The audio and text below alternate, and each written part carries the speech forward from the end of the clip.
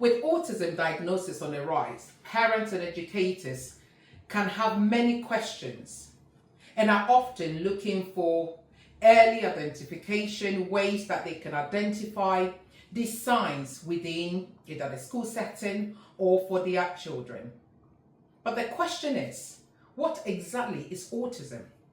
And how can you support a child who might be on the spectrum? And what should parents put in place to ensure that maybe a child who is diagnosed with autism receive the appropriate support? Hello, welcome to B3, a place where we explore topics relating to education, parenting, leadership, a place where we want you to be the best version of yourself, build your foundation, believe in your potential, and become unstoppable. Hi, I'm Betty Johnson, and today we are looking at ways that we can support parents or families that might be experiencing autism in a family, or perhaps understanding this topic which is affecting many families out there. To help unpack these questions, I am joined by one and only an amazing Kerry Cowmey. Kerry is an Inclusion Manager, education tutor on a postgraduate program, training for students who are training to become mental health practitioners for schools. Yes, experience, very served, or we both worked together, was part of my senior leadership team. Yeah. And of knowledge and experience in autism support makes her the perfect person for this discussion. Although she's warned me to say she's not the expert. In my eyes, she is the expert. Oh, welcome to It's a very warm and generous welcome. And autism is something I'm deeply passionate about, and I'm always really excited to kind of, if I can, signpost parents and teachers and kind of understand some of those early signs of autism and what steps to take if anyone has any concerns. And I absolutely do need to say that I am by no means an expert, but I do have quite a bit of professional and close personal experience of neurodiversity. Thank you, Kerry. Before we look at the science and probably whether a child might be autistic, let's look at the actual definition. Let's look at it. What is autism? So it's a neurological condition that affects social interactions and communications and behaviours and how we process the sort of sensory world around us. And those difficulties are often present from quite early childhood, and they can cause limitations in and we've all heard people say that, oh, someone might be a little bit autistic or just on the spectrum, and that's because we use this word spectrum, which is, we imagine then something quite linear, and thinking like we might have mildly autistic at one end and kind of at the other end. But actually autism is much more a kind of image or a shape, and that shape can look really different for every autistic individual. We might also have heard, I'm sure, of things like you don't have much empathy, or autistic people tend to see the world in a really concrete way. And it's not correct, and there are lots and lots of parents out there and carers, I'm sure, who would be able to give a much more kind of unique picture of their child. It is a spectrum condition because the autistic person is different, right? Just like we are all different. And autistic individuals might have quite mild challenges, while others will have much more significant difficulties and will need a lot of support with just I think it's really important to say that it's not something that can be cured or should be cured. It's not an illness, but it's simply a different way of experiencing the world. But it's all about early identification and support, which can make a massive difference. And we know that in school, it's exactly the same in school.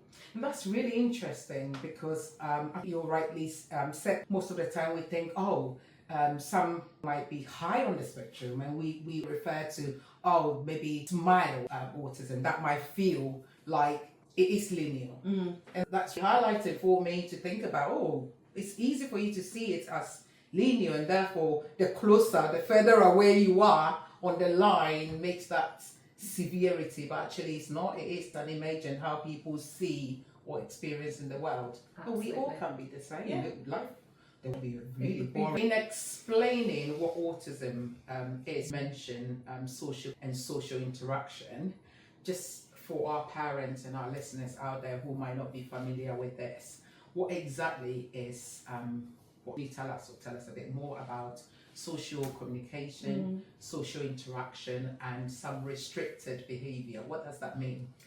So autistic individuals might have difficulty kind of people, maybe like recognizing, understand other people's feelings and emotions, and maybe even expressing like their emotions, which can make it really hard to navigate the social world or even like the world. And you talked about repetitive behaviours. Yes. So you see autistic kind of hand flapping or finger flicking, rocking, jumping, spinning, maybe head banging or more complex kind of body movements. And we call this stimming or self-stimulating behaviours. And sometimes it can be an attempt to sort of get input from their kind of like, so kind of finger flicking or the hand flapping can sometimes reduce that whole sensory input, because you're able to kind of focus on one particular thing. Busy, noisy environments might doing something usually like hands on the ears. Absolutely, yes. And it can kind of reduce what's going on around. So is it a way of let's say, a child trying to communicate something? Is it something that as a parent you would need to do when you see these signs? Absolutely. In terms of being a parent, like noticing that's happening, is that happening when we're in very overstimulating, noisy environments, or maybe things are just coming in are too kind of complex? And really thinking about those behaviours might be perfectly acceptable for a young child. So a young child might go and stroke a stranger's hair or maybe copy accents. But you're really thinking all the time about, okay, that's not causing any difficulties now, but as they get older, that be behaviour, really awkward. going over and stroking a stranger's hair. So really thinking about the support that they will need to stop that or change the behaviour or their reliance on that behaviour. And is it a case of when this is identified, you can put support in place to change the behavior so it becomes easy when they are adults, or would it be able to stop them if that strategies or systems are consistently used whilst they are children? Yeah, it's a difficult one because we all have self-soothing behaviours that we do when we're feeling anxious, and we need those. It's about how over-reliant we are, how possible it is to do that behaviour when we're in a kind of anxiety-inducing environment, and how appropriate that behaviour is, whether it's safe or not. Maybe okay when little, not so much when you're older. So thinking about kind of over time or offering another. Parents with toddlers, what early signs should look out for? So some early signs can appear before the age of 2, but they're sometimes not very obvious. So it's really worth kind of your gut instinct and things down, because some things might be social and communication difficulties. Sometimes, always, it can be limited eye contact. Maybe feeding a baby, them not making a lot of eye contact, maybe not responding to their name, certainly by a kind of a year-old. Maybe delayed speech or babbling a sort of own language almost. When doing all of those kind of a little play, maybe not pointing or waving or showing an object. Maybe preferring to play alone or certainly under own kind of rules. As talked about, maybe some of those repetitive movements like the hand flapping or rocking or spinning objects. And thinking about textures, how they respond to textures, maybe sounds or lights, or food, because it can be kind of hypo or hyper, so sort of stimulated by things. Thinking of routines, so maybe really reacting when our routine is changed, having maybe what we'd call meltdowns, maybe having preferences for favourite toys or activities. I think in UK certainly, I can say when I was having my children, you had the health visitors camera and they were looking for all of these things. But currently, with everything being stripped back, it's become a real challenge, and it feels like the ownership is now on the parent. Absolutely. To be able to raise this, isn't it? COVID did sort of disservice to services that sort of went out the window. So now we're really noticing that some of those things maybe at school-age children that were waiting for that age. And we would have sort of parents in school thinking about social and communication challenges, maybe like struggling friendships, so either playing alone or interacting in sort of unusual ways, maybe really like literal thinking, quite black and white thinking, not being able to sort of sarcasm, We talked a bit before about the maybe avoiding eye contact or maybe quite intense eye contact, being quite highly focused on specific insights. I'm thinking reception age, like dinosaurs and trains and maps, and really needing routine. So, you know, changes, they might feel quite anxious about it. Thinking about environmental factors like the light here, it's a beautiful spring day, but is that too much? The noise too much, and maybe the feel of certain fabrics as well. Yeah, that's going to lead me on to, I think you've touched on it, my question, like should you look for maybe this early signs in babies and toddlers, you might not have noticed it, but a child is now at a school age, can show later, or would it be different to the signs that you've already discussed, or would it be the same? I think it kind of leads to maybe thinking about how you might mask that. So thinking about masking as a strategy, it's quite a normal that many of us will have. When we go into an environment we're not sure of, we're often looking around, seeing how others are behaving and kind of mimicking that. We now know that a lot of girls do masks, so their behaviours, their difficulties, their anxieties might not stand out so much as maybe a kind of boy. And is that why girls, there is that research that girls are diagnosed much more later than boys? Is that because they mask the behaviour, so it's very difficult for that early identification or diagnosis? They do, absolutely. Girls are better and it's also the assessment tools that are used. If you go enough to wait years to get to the point of being assessed for autism, often those assessment tools are not geared towards assessing girls, and long-term effect of masking is often health. Of course, do it, we all mask, and it is a strategy, but it shouldn't be over relied on. So sort of things to look for in girls are like difficulty social relationships, because they often have difficulty maintaining friendships. There'll often be lots of conflict in their relationships, but with fewer obvious. It's not something obvious, but it's something quite subtle, quite nuanced, leading to difficulties. Their interests will often be great, but kind of more unusual. So things like characters in films or cartoons, things that have like less impact. Often quite exhausted after socialising, so really needing that time of doing absolutely nothing, particularly after. And as we talked about before, like internalising problems, which can lead to kind of mental health difficulties. And that's why girls are often diagnosed later or often diagnosed with an anxiety disorder. But how would you be able to differentiate? I mean, you know, I've got a girl, myself, surely with friends who have girls who are teenagers, they usually talk about like friendships and friendship groups, or I can see from maybe school setting when children are getting to that adolescent age, there's lots of friendship issues.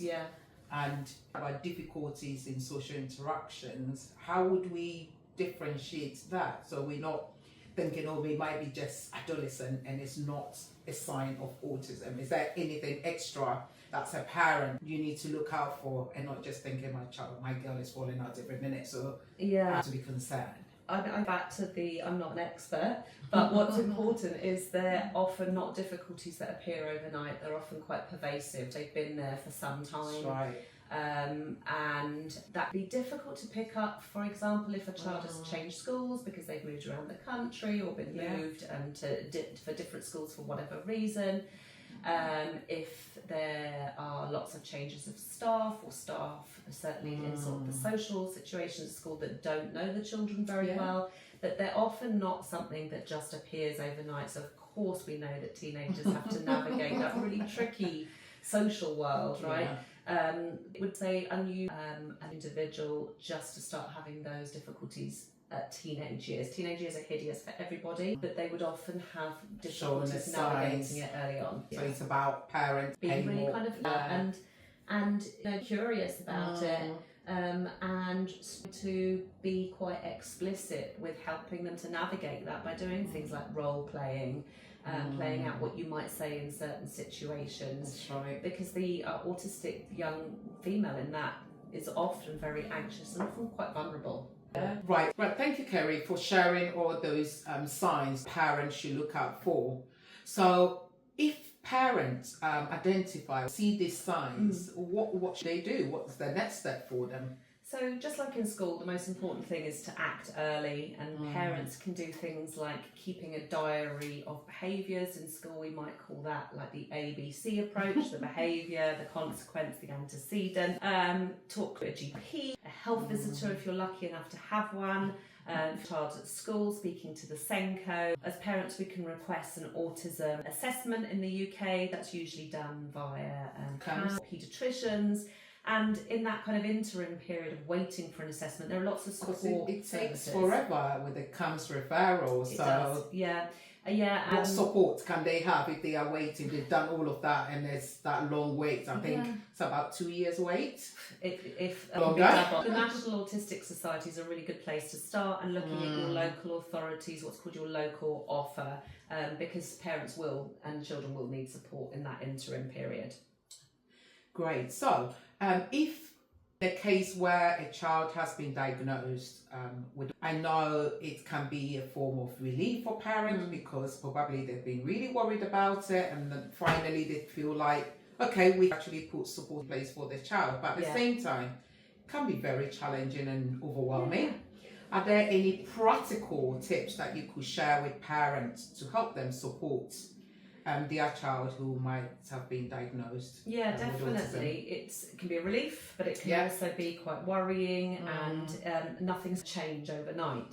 So the important things are around self-care, definitely for the parent and carer, and it's kind of a village around you to support you, friends and family, using the National Autistic Society, the local offer, to find out what opportunities there are out there for parents of children who are autistic. There's also kind of as well that can be really useful. So at home, building a very predictable kind of because often individuals are really reliant on that and don't like or struggle with change. I mean, don't we all? I'm just thinking, if I'm out of matches, I'm literally going, oh my goodness. I think that we feel like that, so it must be twice as difficult for them. Timers and visuals. That's right, Us at bus, so we've got the electronic sign saying the bus is in 2 minutes immediately. Thinking of creating calm and comfortable environments, so that maybe like thinking noise cancelling headphones or fidget toys when we're out and about. Less sensory overload. Absolutely. Being clear with our instructions, keeping them short, using the child's name. It helps to kind of really encouraging those special interests, because it's a way of kind of at the child's level playing maybe difficult social situations they've experienced through play and through their favourite activities. Partnering school, so if your child's at school age, it's really important that you work together, that you're transparent, that you're working towards getting the best outcome for the children.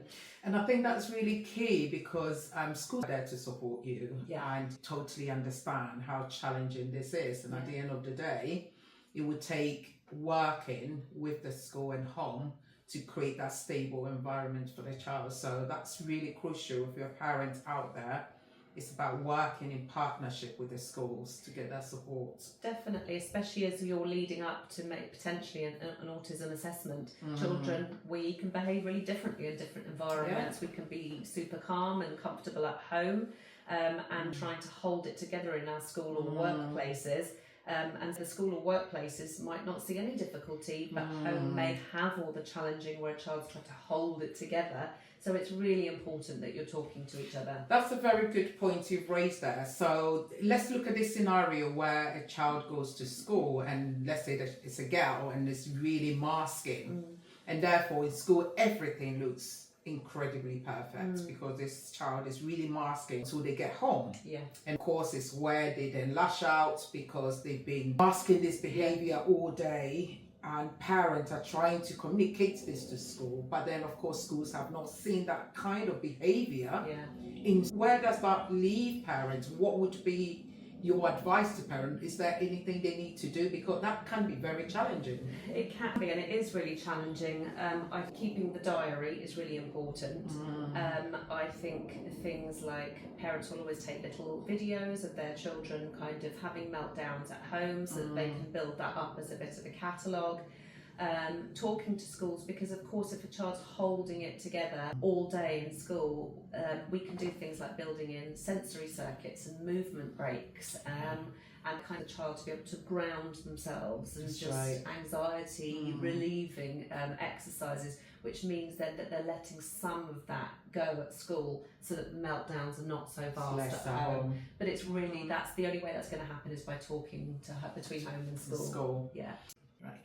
Brings me to a question, which attendance with special education needs.